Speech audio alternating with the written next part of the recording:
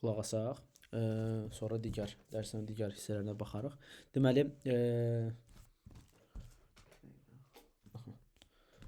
Deməli, PowerPoint proqramı elektron təqdimat proqramıdır və proqram təminatında tətbiqi proqram təminatının inteqrallaşdırılmış paketlərinin içərisində olan Microsoft Office proqramlarının içərisinə daxildir. Bu paketin içərisinə daxildir.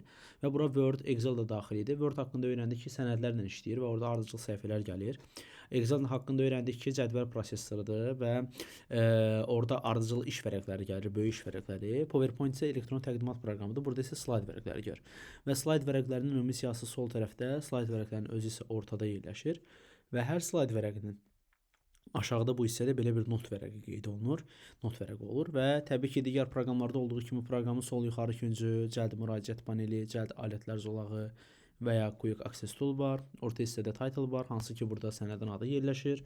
Word proqramında sənədlərə verilən ilkin şərt ad dokument 1, dokument 2, dokument 3 deyə adlandırılırdı.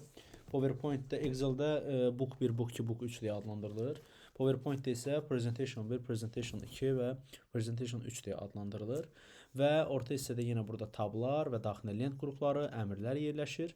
Və dediyimiz kimi slayd vərəqlərinin ümumi siyahısı bu tərəfdə yerləşdiyi halda biz yeni slayd vərəqi əlavə eləmək istəsək, kursoru bu nöqtədən qoyub klaviatura üzərindən Enter düyməsinə və ya Ctrl+M qısa yolundan istifadə edərək yeni slayd vərəqi əlavə edə bilərik. Word-də belə idi ki, yeni səhifə əlavə eləmək üçün Ctrl+Enter-dən istifadə edirdik. Yeni sənəd yaratmaq üçün Ctrl+N-dən istifadə edirdik. Excel-də belə idi ki, yeni iş vərəqi açmaq üçün Shift F11 qısa yolundan istifadə edirdik. Yeni sənəd yaratmaq üçün yenə Ctrl+N-dən istifadə edirdik. Amma PowerPoint-də yeni slayd vərəqi əlavə etmək üçün buradan qoyub Enter düyməsinə, Ctrl+M qısa yoluna, bir də klaviatura üzərində, daha doğrusu yeni sənəd yaratmaq üçün isə Ctrl+N qısa yolundan istifadə edə bilərik. Slayd yaratmaq Ctrl+M-dir, yoldaşlar. Ctrl+M. Sənəd yaratmaq Ctrl+N-dir.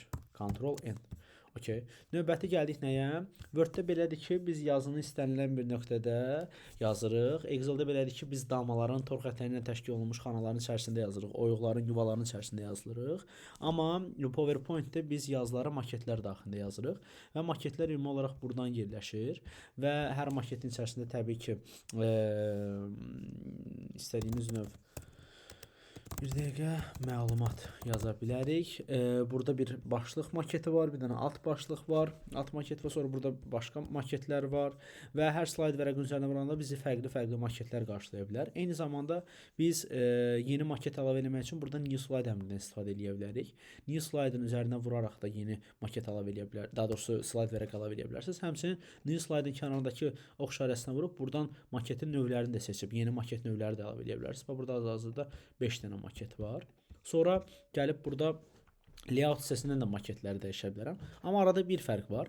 Məsəl üçün mən kursoru qoydum burada və gəlib burada New Slide-ın içərisindən maket növləri seçsəm, həmin maketlərdən ibarət yeni bir slayd vərəqi əlavə eləmiş olacaq bura, 9-cu slaydı. Amma yox, mən gəlib burada layoutdan maket dəyişikliyi eləsəm, bu sadəcə 9-cu slayd üzərində maketləri dəyişmiş olacaq. Yeni slayd vərəqi əlavə eləməyəcək. Növbəti burada bunların yerini dəyişdirsəm eləsəm, resetlə bunları əvvəlki vəziyyətinə bərpa edə bilərəm. Növbəti belə bir şey var. Məsəl üçün məndə hal-hazırda 12 dənə slayd var. Mən deyirəm ki, ilk 6 slaydı bir qruplaşdırma edeyim, qalan 6 slayda bir qruplaşdırma edeyim. Bunun üçün section əmrindən istifadə edə bilərəm.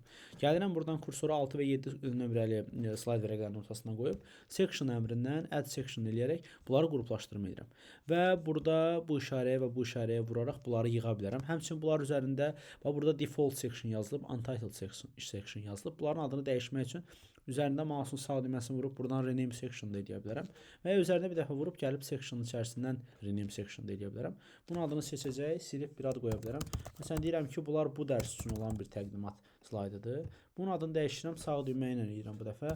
Gələn dərs üçün təqdimat yazıram məsəl üçün. Və artıq mən ilk 6 slaydım buradan vurduğum halda ilk 6 slaydı görmüş olacağam. Təzədən buradan vurduğum halda həmin 6 slaydı gizlətmiş olacağam. Eyni zamanda bu 6 slaydı da vuranda qalan 6 slaydı görmüş olacağam. Vuranda da təzədən bərpa edib görmüş olacağam. Və sizə testdə sual olaraq bu pəncərənin hissəsinin şəklini verə bilər və burada artıq baxırıq ki, neçə slayd vərəqi var. Toplamda 6 burada, 6 burada, 12 slayd vərəqi var. Yəni slayd vərəqlərinin sayını falan soruşa bilər və ya deyə bilər ki, aktiv qruplaşdırma hal-hazırda hansıdır? Bu dərs üçün olandır və bunun içərisində deyə bilər ki, neçə neçə dənə slayd vərəq var? Baxıram ki, 6 dənə slayd vərəq var və onun sayını qeyd edə bilərəm.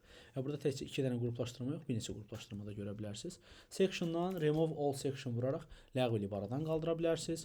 Eyni zamanda burada copy əmri var. Baxın yoldaşlar, bu copy əmri nədir? Məsəl üçün burada yazılan bu yazını seçib gəlib copy eləyib kursoru bu nöqtəyə qoyub paste eləyə bilərəm. Bu öz qaydasında yazıları kopyalamaqdır.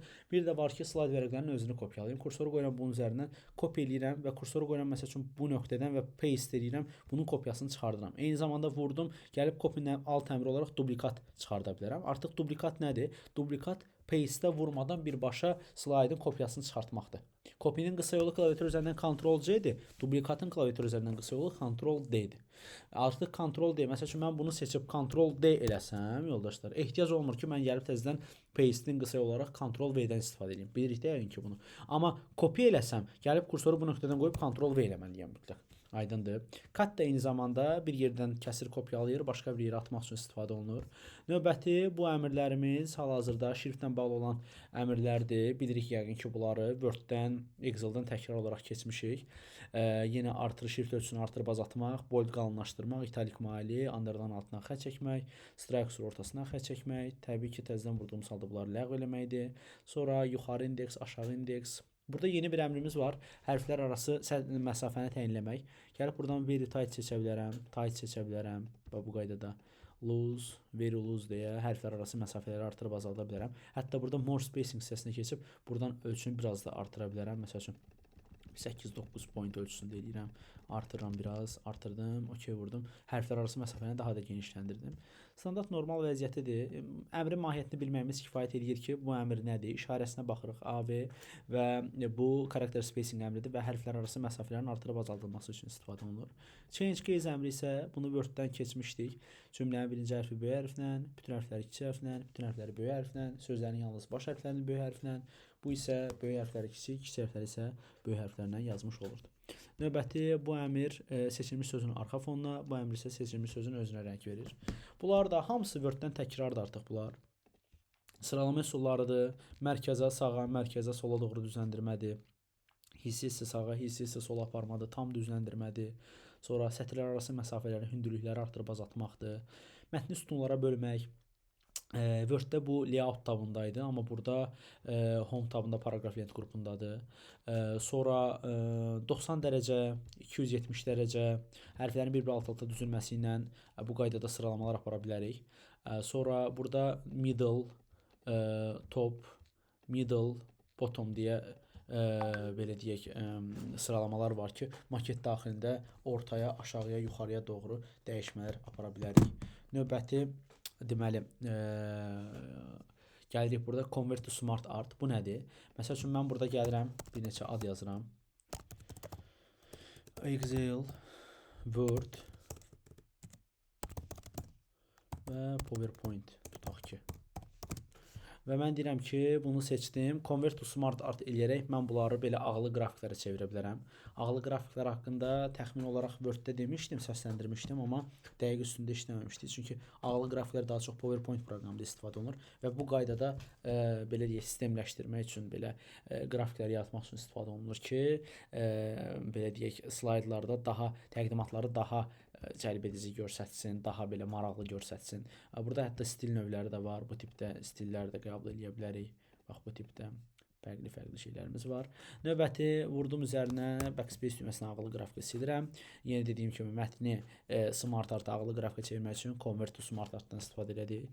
Burada şəkil, fiqur əlavə eləmək burada da var, amma paralel olaraq sonra şəkil, məsəl üçün bir fiqur əlavə eləyirəm. Fiqur əlavə eləyəndən sonra gəlirəm home-da, burada arrange plan var. Bu alt əmrləri biz Word-də təkrar keçmişdik.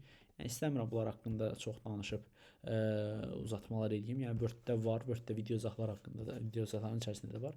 Burada əsas tablar var, translation, animation, slideshow. Əsas istəyirəm ki, onlar haqqında danışaq.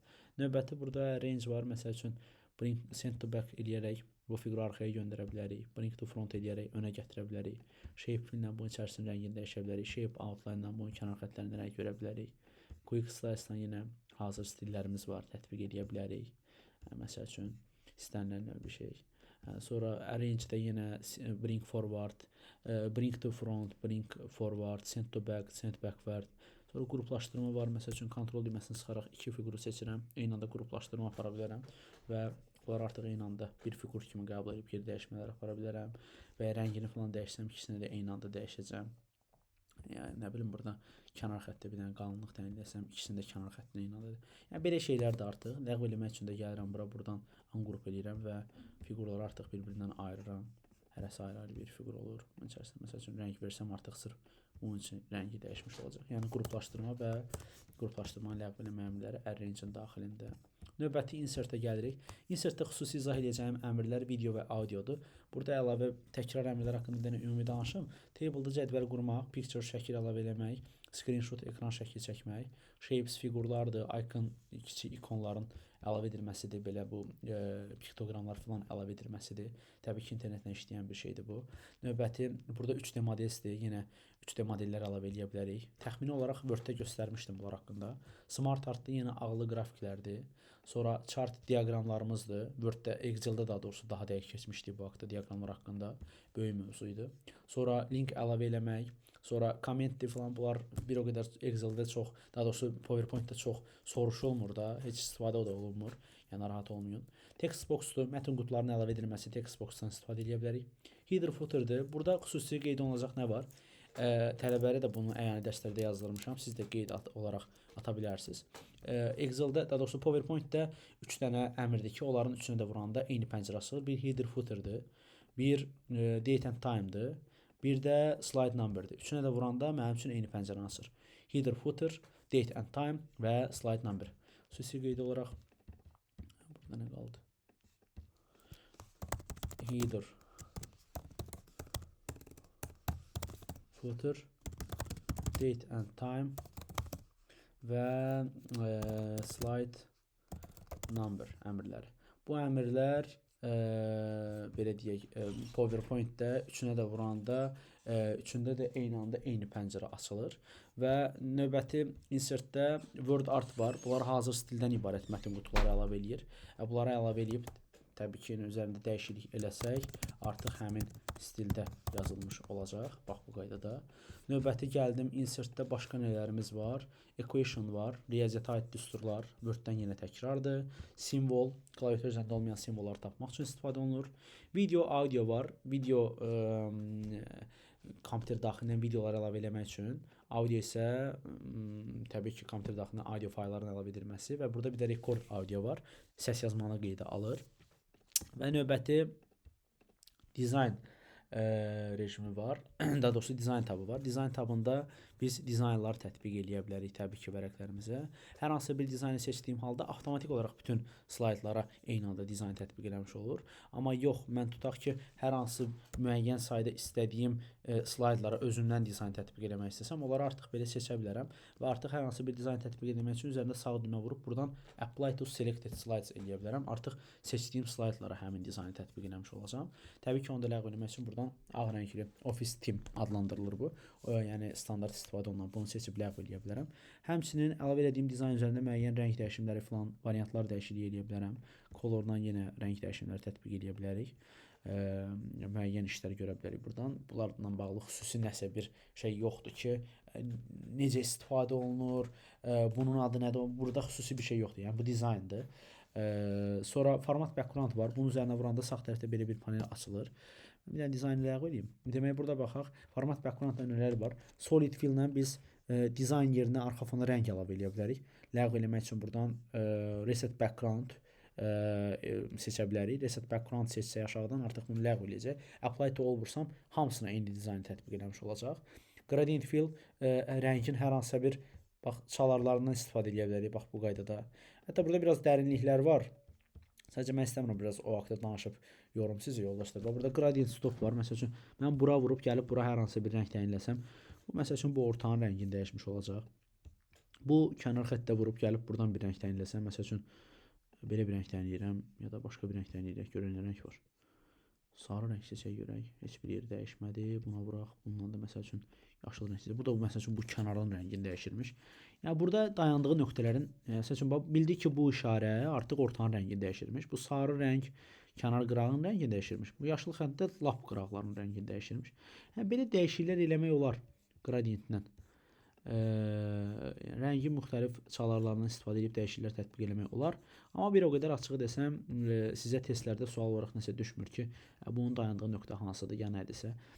Sadəcə əmr olaraq arxa fona məsəl üçün rəng çalarının təyin edilməsi hardandır? Dizayn tabında format background əmri. Bu bizə kifayət edir. Pixel or texture fildənsə siz arxa fona şəkil əlavə edə bilərsiniz. Sual olaraq düşə bilər ki, arxa fona seçilmiş dizaynlar yox, kompüterin daxilindən hər hansısa bir belə deyək, şəkil əlavə eləmək istəsək, bunun üçün format backgrounddakı insert, daha doğrusu picture texture fildən insert hissəsindən daxil olub şəkil seçib əlavə edə bilərik arxa fona. Təbii ki, ləğv eləmək üçün reset background seçib ləğv edə bilərik.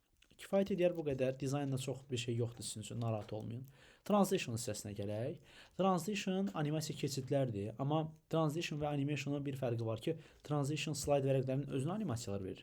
Animation isə slide vərəqlərinin daxilindəki belə deyək, obyektlərə animasiya verir. Gəlin mən görüm burada nəyim var?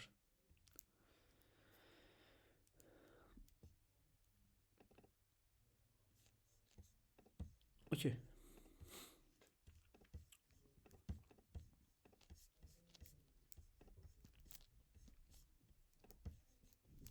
Məsəl üçün, yoldaşlar, baxırıq, bax, belə bir slayd vərəqimiz var. Burada hazırda düzdür, bir-iki dənə şəkil əlavə edilib, amma yenə də onun üstündə işləyəcək indi. Baxaq, məsəl üçün, mən gəlirəm transition hissəsinə və buradan müxtəlif animasiyalar tətbiq edə bilərəm. Məsələn, settings var, belə bir açılış tətbiq edir. Və ya burada belə bir şey var.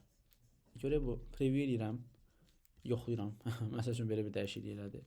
Məsələn, belə bir şey. Artıq siz animasiyanı tətbiq edəndən sonra burada preview hissəsi var. Preview nədir? Ön baxış olaraq biz hardan oxuyub görmək istəyiriksə, baxmaq istəyiriksə, məsəl üçün hansı animasiya necə tətbiq olunub, onu buradan previewdan oxuda bilərsiniz. Və sizə transitionda sual olaraq nə düşə bilər? Transitionların növləri subtle, exciting və dynamic content. Bu transitionun növləridir. Subtle, exciting və dynamic content. Çətin bir şey deyil əslində, bunu öyrənə bilərik. Bir də animationda növləri var, indi o vaxtda danışacağıq. Effect options'da təyin etdiyim animasiyanı artıq bir qədər üzərində müəyyən dəyişikliklər aparmaqdır. Məsəl üçün, mən gəlirəm burada belə bir kub seçirəm. Məsəl üçün, kub hal-hazırda sağdan açıldı. Mən bunu from bottom eləyib altdan aça bilərəm. Left eləyib soldan aça bilərəm. Top eləyib üstdən gətirə bilərəm. Aydındır. Yəni, bu işləri görə bilərik. Duration bunun müddətidir. Məsəl üçün, mən gəlirəm bura. Burada bir dənə pərdə təyin edirəm. Gəlirəm duration hissəsinə. Məsələn, bunu silirəm. 2 saniyə yazıb enter vurub bunu daha tez aça bilərəm. Preview edirəm, baxın. 2 saniyə ərzində açıldı. Yəni duration nədir? Animasiyanın müddətini təyin edir. Sound animasiyanın arxa fonda səs əlavə eləməkdir. Məsəl üçün applause təyin edirəm. Preview edək. Arxa fonda belə alqış səsləri gəlir məsəl üçün. Yəni burada kamera var, nə bunu seçək görək. Belə bir açılış edir məsəl üçün. Sonra gəlib burada on mouse click var. Buradan gəlib nə edə bilərik və after hissəsi var. Siz əgər slaydı nümayiş etdirirsinizsə, slaydı nümayiş etdirmək üçün klaviatur üzərində düyməmiz F5 düyməsidir. Və F5 düyməsinə vuranda tam ekran boyunca nümayiş etdirir. Bütün tablar falan hamısı itir, sadəcə slayd görsənir. Və mən artıq burada gəlib hər dəfə mouse üzərindən təkan verib növbəti slayda keçməliyəm. Ya sağ-sol düymələri ilə, ya uzun space bar boşluq düyməsi ilə dəyişiklik edə bilərəm, növbəti slayd vərəqinə keçə bilərəm. Ya da ki, klaviatur üzərindən təkan verərək keçid edə bilərəm. Slayd rejimindən, nümayiş rejimindən, təqdimat rejimindən ani çıxış eləmək üçünsə klaviatur üzərindən escape düyməsindən istifadə edirik. Və bu rejim ümumiyyətlə dediyim kimi bizdən təkan gözləyir ki, biz təkan verək, növbəti slayd vərəqlərinə keçək. Bax, gəlib buradan mən istəsəm, hər slayda müəyyən vaxt təyin edə bilərəm. 10 mouse click-i qeyri-aktiv edib, gəlib buradan after hissəsindən, məsəl üçün 10 saniyə yazıram. Artıq mən bunu 10 saniyə təyin edəndən sonra, mən bunu nümayiş etdirəndə, bu slayd vərəqi üzərində 10 saniyə dayanmış olacaq. Artıq ikinci slayd vərəqinə keçəndə, onun üçün başqa bir vaxt təyin edəcəm. Bura yəni sıfırlanır. Hər slayd vərəqi üzərində keçəndə orası sıfırlanır. Gəlib hərəsinə fərqli vaxtlar təyin edə bilərəm. Aydındır, yoldaşlar. Bu da belə. Növbəti gəldiyi animation tabına. Animation tabında isə fikir verirsə, hal-hazırda hər şey qeyri-aktiv vəziyyətdədir. Nəyə görə? Çünki heç bir obyekt seçilməyib. Məsəl üçün, mən gəlirəm bu obyekti seçirəm, bu mətn qutusudur, bunu seçdim. İndi aktiv vəziyyətə düşdü. Gəlib buna bir dənə belə bir split verirəm, məsəl üçün. Gəlib buradan onun üzərində müəyyən yeni effect optionsuna dəyişikliklər tətbiq edə bilərəm. Tutaq ki, belə bir şey tətbiq edirəm. Sonra gəlib məsəl üçün bu obyekti seçib buna fərqli bir animasiya keçid tətbiq edə bilərəm. Və bunların da növləri var, yoldaşlar. Burada gördüyünüz kimi əslində bunlar ayrılmamalı idi. Dərsliyimizdə məndə Mac deyə kompüter bunlarda fərqli göstərir. Burada subtle, exciting yenə növləri var. Bunlar haqqında dərsliyimizdən yazdıraram mən sizə. Həm də oradan baxıb öyrənərsiniz. Dərsimizdə də qeyd olunub. Yəni bura diqqət edəməyək, çünki burada biraz fərqlidir, yenə deyirəm, kompüter fərqlidir deyə, versiya fərqlidir deyə mən də başqa şeylər göstərə bilərəm növlərində. Yəni buradan gəlib animasiya keçidləri tətbiq edirsiniz. Məsəl üçün belə bir şey gördünüz. Hər obyekti seçib hərəsinə ayrı-ayrı. Məsələn bunu seçdim, buna animasiyanı ayrıca tətbiq elədim. Hərəsinə fərqli-fərqli animasiya keçidlər tətbiq edə bilərsiniz. Təbii ki, məsəl üçün exit effekti var. Buradan da çıxış animasiyaları falan tətbiq edə bilərsiniz. Burada əlavə olaraq nə var? Məsəl üçün mən gəlib buradan hər hansı bir animasiyanı tətbiq edəsəm, məsəl üçün bunu tətbiq elədim.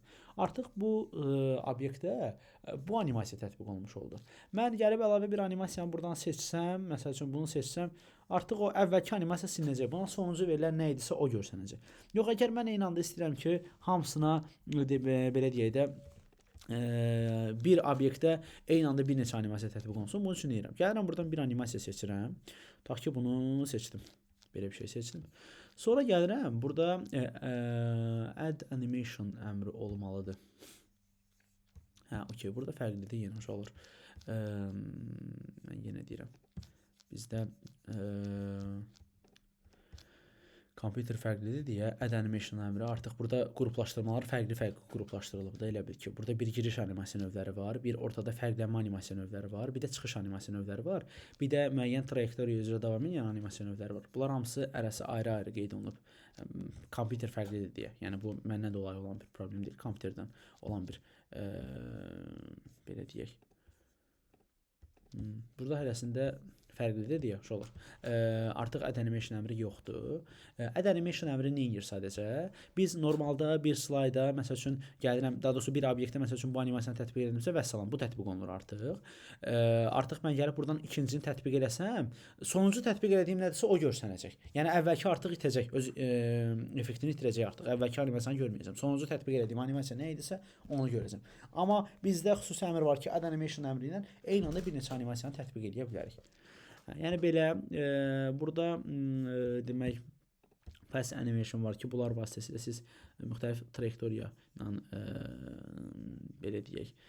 Məsələn bunu seçsəm və bu dairə trayektoriyası üzrə fırlanmış olacaq. Yəni nə bilim buradan draw götürüb özüm çəkib məsəl üçün artıq bu trayektoriya üzrə bunu hərəkət etdirmiş olacaq. Aydındır.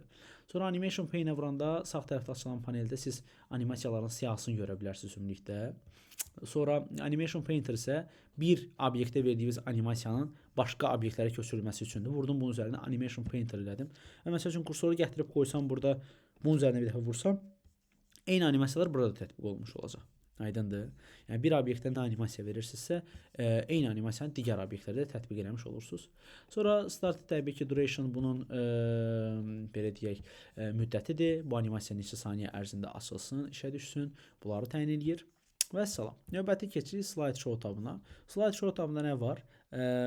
From start var və ya from beginning görə bilərsiniz. From beginning birinci slayddan tam ekran boyunca nümayiş etdirmək üçündür. Biz bunun klaviatür üzərindən qısalığını dedik ki, F5 düyməsidir. F5 sıxaraq da belə edirəm. Və bir də belə bir şey var ki, tələbələr çox vaxt bunu indi istifadə edəndə də özləri, yəqin ki, PowerPoint proqramından çox istifadə eləmisiniz. Burada görün, məsəl üçün 3-cü slaydda qoyur, F5 düyməsinə vurur, amma yenə də birinci slayddan başlayır. Deyir ki, mən 3-cü slayddan başlamaq istəyirəm. Bunun üçün burada from current slide deyə bir əmrimiz var. Yəni cari slayddan, hazırki slayddan başlamaq. Bunun isə klaviatür üzərindən qısa olur. Shift F5-dir yoldaşlar. Shift F5 sıxaraq dayandığınız nöqtədən siz slaydı nümayiş etdirə bilərsiniz. Əmr olaraqsa from current slide'dır. Növbəti burada custom show var. Custom show hissəsində nə yerləşir yoldaşlar? Və bu açılan hissədə sizin üçün bax bu açılan pəncərədə siz məsəl üçün custom show 1 yazırsınız. Məsəl üçün seçilmişlər adı verirəm. Bu yəni bunun adını elə rəsmi Azərbaycan dilində yazım. Seçilmişlər. Məsəl üçün bunu seçirəm, əd eləyirəm, bu siyahıya göndərirəm. Bunu seçirəm, əd eləyib bu siyahıya göndərirəm. Bunu əd eləyib, bir də bunu və salam. Bir də son olaraq bunu göndərdim bu siyahıya. OK vurdum və start show elədim. İndi baxın, ancaq seçdiyim slaydlar nümayiş olmuş olacaq. Görürsünüz? Və salam. 4 dənə slayd nümayiş olundu. Və gəlirəm burada custom show. Məsəl üçün seçilmişlərə vursam hal-hazırda görürsünüz 10 dənə slayd var da. 1, bu. Məsəl üçün. Mən indi gəlirəm custom showda seçilmişlərə vururam. İkinci slaydı məsəl üçün seçmişdim. İkinci slaydı gətirdi. Üçüncü slaydı seçmişdim. Üçüncü slaydı gətirdi. 6, 7 bir də 10-cu slaydı gətirdi. Aydındır. Ancaq seçdiyim slaydları gətirmiş oldu. Yəni custom show seçilmiş özün təyin etdiyim müəyyən slaydların nümayişi üçün istifadə olunur. Sonra burada setup slide show pəncərəsi var. Demək burada müxtəlif əmrlər var, amma praktiki baxımdan bunların istifadə olunması sizin üçün vacib deyil. Əmrlər düşür düzdür buradan, amma bunu daha qısa konspektləşdirilmiş şəkildə mən bazar günü əlavə dərslərini deyəcəm. İnşallah orada ətraflı deyəcəm. Növbəti gəlirik nəyə? Hide slide. Hide slide isə nədir? Slide vərəqini gizlətmək. Məsəl üçün mən burada ikinci slaydın üzərində dayanıram və hide slide vururam. Burada artıq ikinci slaydı gizlədirəm. Amma burada görürəm. Burada belə üzərinə vuraraq da görə bilərəm. Amma nümayiş zamanı bunu artıq görməyəcəm. Bax, ikinci slaydın şəkillərini falan bir dənə diqqət edin. İndi mən bunu F5 edirəm, başladıram. Baxın. İkinci slayd yox, birbaşa mənim üçün üçüncü slayd başladı. Artıq ikinci slayd yoxdur. Bax, ikinci slayd, bu şəkil olan slayd yoxdur artıq. Bu gəldi birbaşa mənim üçün. Aydındır. Təbii ki, unhide slide vuraraq da təzədən ləğv edib aradan qaldırarıq. Rehearse timing nədir? Rehearse timing bizim üçün slayda vaxtı təyin etmək üçün istifadə olunur. Düzdür, biz slayda vaxtı təyin etməyi transition'dan after hissəsindən təyin etdik. Amma paralel olaraq bu əmr bizdə rehearse timing hissəsində də var. Rehearse timingdən də siz vaxt təyin edə bilərsiniz ki, hansı ki, siz artıq bunu nümayiş etdirə sizin üçün bax burada vaxt qeydiyyatını baxın, bax burada vaxt qeydiyyatını alır özündə. Məsəl üçün mən artıq bu slayddan nə vaxt nəyi vursam, keçid eləsəm, məsəl üçün buna vurdum, indi keçid elədim. Bu hamısını özündə burada bu hissədə saniyə olaraq nəzərə alır və artıq görür ki, məsəl üçün mən 14-cü slaydda 14-cü saniyədə keçsin digər slayda. Artıq ilk 13 saniyəni bu slayd üçün təqdim edir. Və görür ki, artıq 21-ci saniyədə bu sözü gətirdim. 23-cü saniyədə bu şəkil gətirdim. 24-cü saniyədə bunları məsəl üçün bax, bunların hamısını qeydə alır özündə. Görür ki, 30-cu saniyədə bu slaydı belə fırlatdım. Artıq bu qaydada davam edir, gedir. Bir tane də end show eləyir, bitirir. Okay? Vəssalam, saxladı. Artıq mən bunu belə deyək, bu slaydı nümayiş elətdirəndə hərəsi üçün fərqli vaxtı özümüz təyin elədik artıq. Yəni bir də ehtiyac qalmır ki, mən gəlim deyim ki, tutaq ki, bunun üzərində görürsən 15 saniyə danışacağam. 15 saniyə buradan gəlim vaxt təyin edeyim. Bunun üzərində məsəl üçün 20 saniyə danışacağam. Gəlim buradan 20 saniyə vaxt təyin edirəm. Gəlirəm slide şuradan rehearse timing eləyirəm.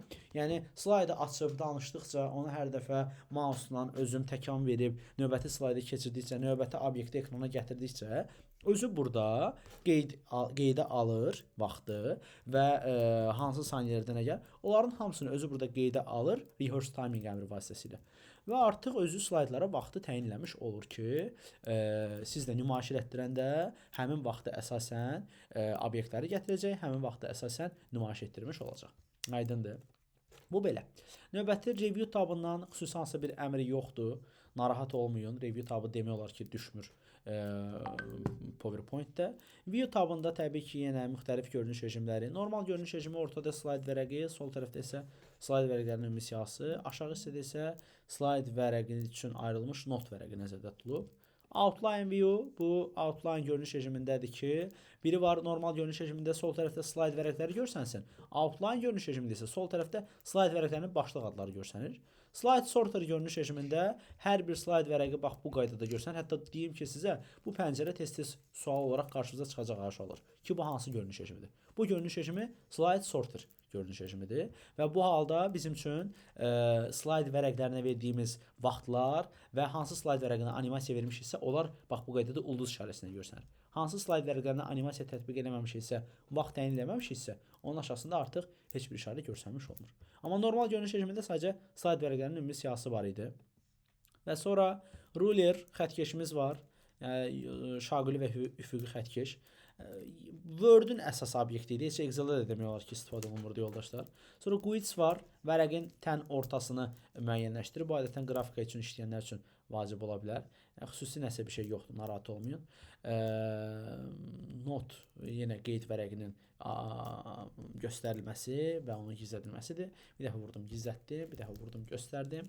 Qeyd vərəqi də yoldaşlar nə üçündür? Yəni hər slayd vərəqi üçün özünüzdən qeyd əlavə edə bilərsiniz. Nəsə bir yazı yaza bilərsiniz ki, onu qeyd vərəqində, məsəl üçün yerləşməsi səhifə üzərində yazılarınız, qeyd vərəqində müəyyən qeydlər ata bilərsiniz.